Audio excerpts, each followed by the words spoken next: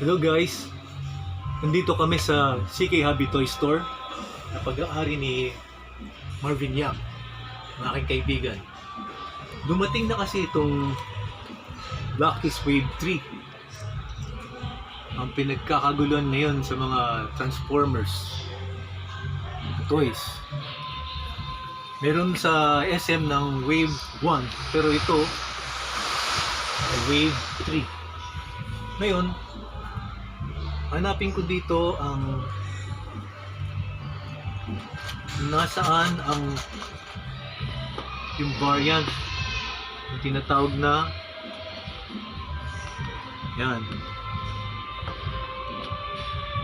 yung sound wave na metallic. Try ko timbangin ngayon kung saan siya mabigat.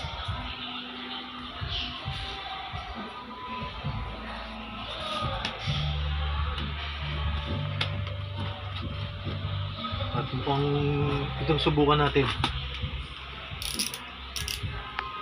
Buksan natin siya ngayon. Subukan natin ang bukas. Oops. Okay. Hindi masyadong dapat medyo maingat ang pagbubukas. Tingnan natin. So, nandito yung sound wave metallic. Silasin natin ito. Dito siya sa mas maraming nakalagay. Silasin natin ito. At makikita natin.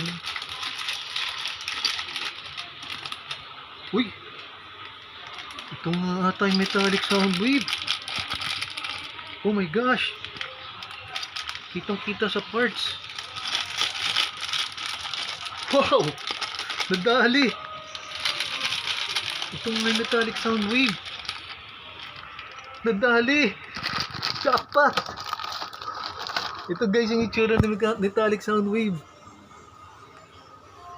Ayan, ganyan. Tapos may laser beak pa siya. Yan guys. Ayan ang metallic sound wave. Nadali ko dito sa box na to. Wow! Jackpot! Ang scale nito is 1 out of 36 lang. Kaya napaka-rare nito. Itong metallic sound wave. Nabubuksan pa tong lalabas yung cassette niya pag binuksan yan. Ayan ganda. Laser beak. Tignan natin kung ano pong nandito sa loob.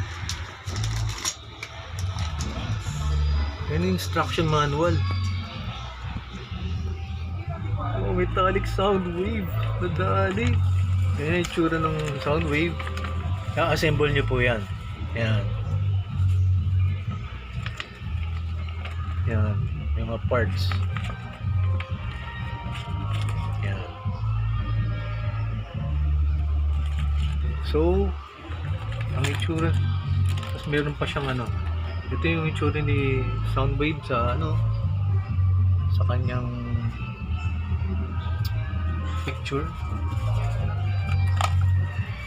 So yun guys, jackpot. Thanks Marv.